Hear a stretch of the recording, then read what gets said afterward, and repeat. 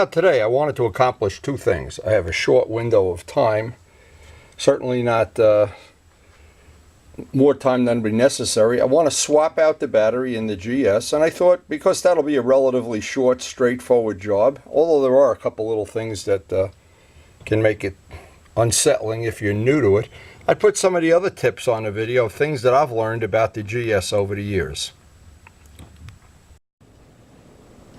Now, a couple little things about the GS that make it just a tiny bit different than other bikes. And we were just out recently on a ride where the battery, and it's an old battery, I think it's 6 or 7 years old, I have to check the date on it. But it was getting weaker and weaker, and I just try to force one more ride out of it, and of course that's always a problem.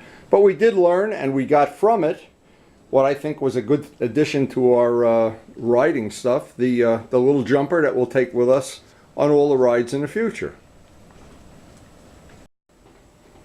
Now, I know a few of my friends, including Aaron, of course, and a Tim who had an 850 GS, but the GSs have a lot of little quirks, a lot of little things that I've dealt with over the years, and one of them is the battery is not easily accessible. If you break down on the road, you got quite a, luckily I have tools with me, but if you didn't have the toolkit, you pretty much got to call a tow truck or call the Luciano Pepperoni Rescue Service.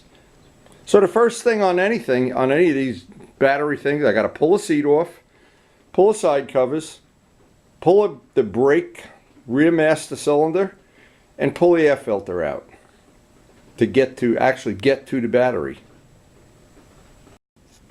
Now, as I'm taking it apart, I'm trying to put some of the little things that make it easier for me to work on the bike.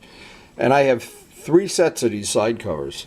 All 3 of them, the tabs have in time broken off for whatever reason. But keep in mind, I have 2 GSs. So there's a lot of side covers, a lot of parts laying around. But I have been able to fix these. I've made a video of how to make these little tabs and JB weld them on. Since I've done that, been relatively bulletproof. One of the things that works for me is I put a tiny drop of just a little bit of wheel bearing grease on them so that they slide in, and when you go to slide them out, they don't break off. They usually break off because they get stuck. So I replicated them in 1/8" plywood. That's just one little, I call it the little GS tips that I've managed to take advantage of over the years and share on the YouTube videos. Now, and I know Andy Lee had a GS, among other people, that, in fact, he had this he almost wanted to buy this bike at one time, and I've owned this bike since it was new. One of the things I have had good luck with, the late Ken Augustine gave me a jet kit that he had developed with a person that had a speed shop and actually made main jets in the group of factories where he was out in California. He gave me some jets. We over the course of maybe a month, I had jetted it 4 or 5 different ways, and what I found worked the best, because I wasn't trying to make a race bike. What happens, these bikes are jetted incredibly lean from the factory, I guess, to pass the pollution standards, and even going up 1 or 2 notches, and that usually does it on the needle, and I went up 1 size on the main jet. When I went up 2, nothing got better. So that combination of 1 notch up, 1 main jet bigger, gave me what I was looking for, was the throttle response. And anybody that's ever ridden this bike knows. And it really is a great, actually, it's a great touring bike. It's a 300-mile-a-day bike. But the one thing it has at any RPM is just turn it and it goes. And it's a very a nice power band. This made it just a little bit better, a few percentage better. But the next thing is, of course, to get the air filter off, I have to take the master cylinder off. So all of these things go in sequence, and then after that's done, I just need to pull out the old battery and give it to Glenn, because he'll probably use it to power a flashlight or something, or Luciano, who knows.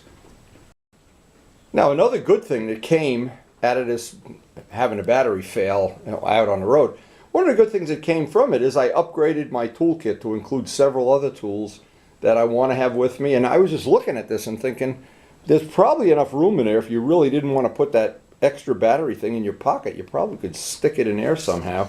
I'm not sure of it. In my case, it fits in the jacket, so I'm not even worried about it. By the way, Luciano had a great suggestion, and it worked out great, that I should add, when I upgraded my little toolkit, if nothing else, if you only have one tool with you, an adjustable wrench is a good one. And what I did, I went to Harbor Freight, and they have them for a couple of bucks, and I bought one for each toolkit that I carry around with me. And they're just for whatever they come out to $1.99 or something, well worth having. Cheap insurance. Now, next thing is I have to get the tank, the bolts loose that hold the back of the tank up, get a rubber hammer or a shim, or when I broke down, right on the side of the road was exactly the size piece of styrofoam. If you look back at that video, it couldn't have been any better. It was like somebody came by with a construction set and said, hey, this dumb windy, he'll probably break down here. Throw out a piece of insulating foam. But it works perfect on this bike as a rubber hammer. Because what it does, it gets the back of the tank up so you can get the air filter off. And all of this kind of little labor-intensive stuff, as an example, and I just wanted to mention this, modern bikes are so good. So many things good about any modern bike. This bike, you turn the key in the tail, you don't even need a wrench, the seat comes off, the plus and minus are right there. Well, I guess they hadn't invented that back then. This bike's easy to get the battery out too, so, and of course the RD, it goes without saying, you know. But this is the one bike, but this is the bike if you're going to go on a 300-mile ride, or for sure the most comfortable bike in my collection. And that's why when I had a chance to get a spare one, even though it needs a crankshaft, but I knew I'd need some parts off it. And over the years I've pirated a lot of parts off of it, including the fenders, the tank, made this whole set of bodywork, the wheels, the brakes, the master cylinders. I've upgraded anything, some of the instrument parts. So having a spare bike just sitting in your shed, in your garage, or outside under a cover really has paid off for me. The rubber hammer holds it just up enough that it's convenient to get the air filter out. And it's a little bit of a tricky thing getting that air filter out. And by the way, if you've ever thought about taking the carbs off when you do the jetting and stuff, to get the carbs off of this bike and change the jets or change the needle setting is pretty much an all-day job. It is really an ordeal, especially after these little rubber manifolds, and I've replaced them once already. But when they get rock hard, it's a nightmare to do this. But anyway, it's just something that once you do it, you're done for. When I did that with Kenny, I spent the time, and it was just so good to get that done, and the throttle response was so worth it that I guess that's a good upgrade for any GS owner. Oh, I hear some police sirens. They must know I'm out in the garage. Anyway, I wanted to show this little trick. Now, on a GS, this is really an issue because we have 6 wires. And what I did when I took the positives off, before I undid the bolt, put a little zip tie on each side. And what that does, it helps keep the wires, because basically they're all black except for the one here. If you let them all just hang together, it's hard to sort them back out and make sure you have the right. In fact, this one jumped out already. As I say that, this one is, no, it's not. It's still in there. This is the one for the lead. But because we have a lead to charge, and it runs the electric vest, the electric parts of the bike, that we can charge it from externally without having you imagine if every time you wanted to charge the bike you had to do this. Oh, what a nightmare. And when this bike came, it had a battery that you had to add water to. What a nightmare. Every time you had to do that, there was a light on the dashboard that would come on if the battery went low on water. And in the summer, when it would come low on water, you'd say, oh, here we go, another hour shot putting water in the battery. Now, thankfully, these new batteries don't need that.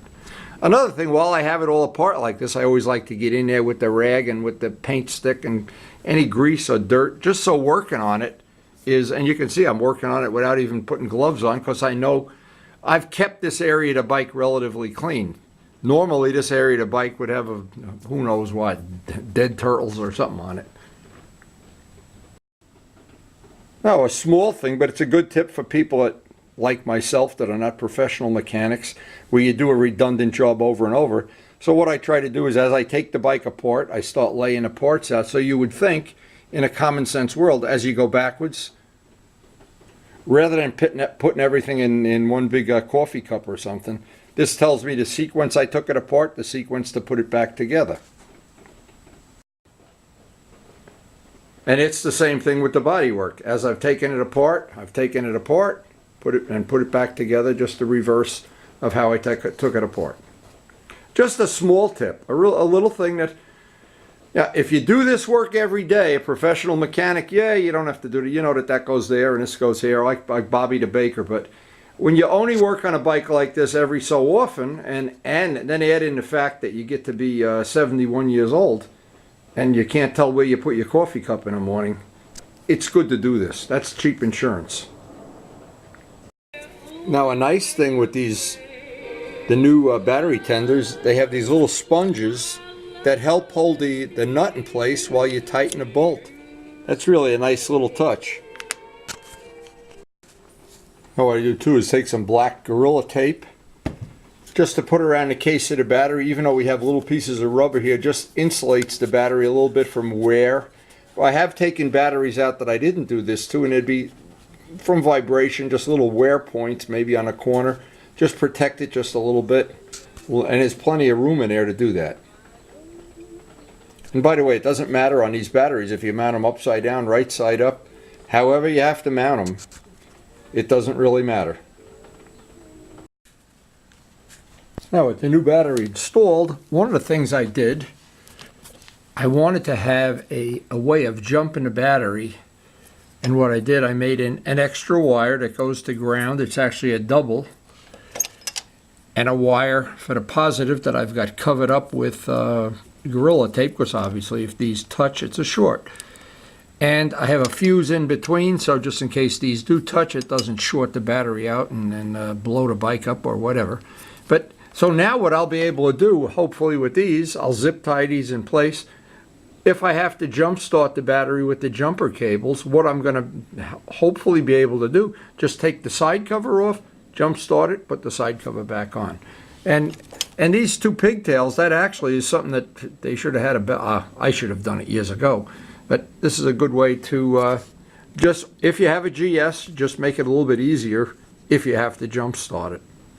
And we still have the dedicated wire that we use to, and I'm not sure, I've jump started it through this with another battery.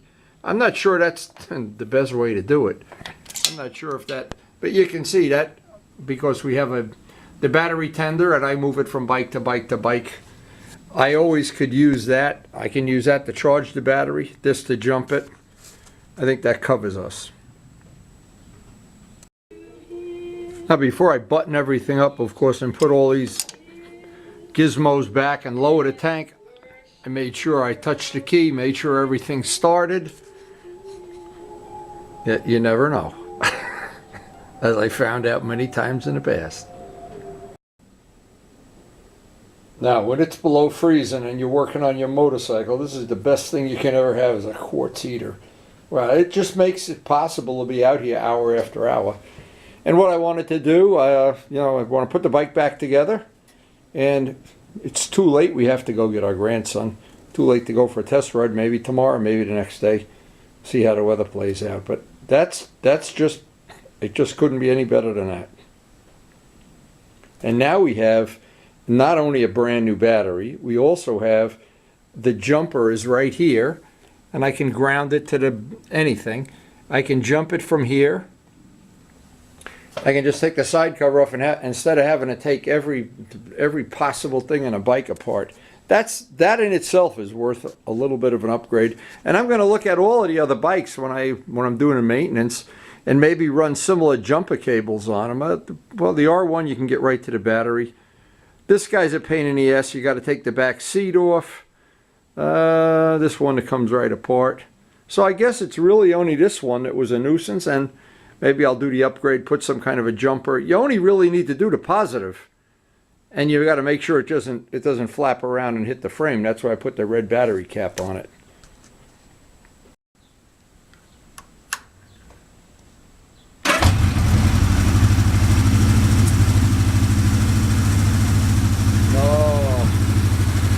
Now obviously before we go out for a ride, we'll let the battery charge.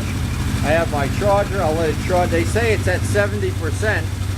Well, even though we can jump start it more conveniently now, and I think the next project is to do the red bike, the FCR.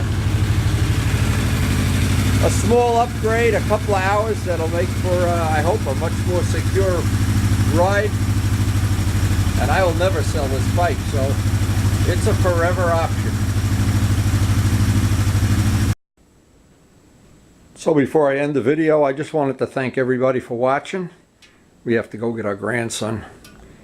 And for all the people that love these older bikes, I particularly like this one. I've had this since it's new.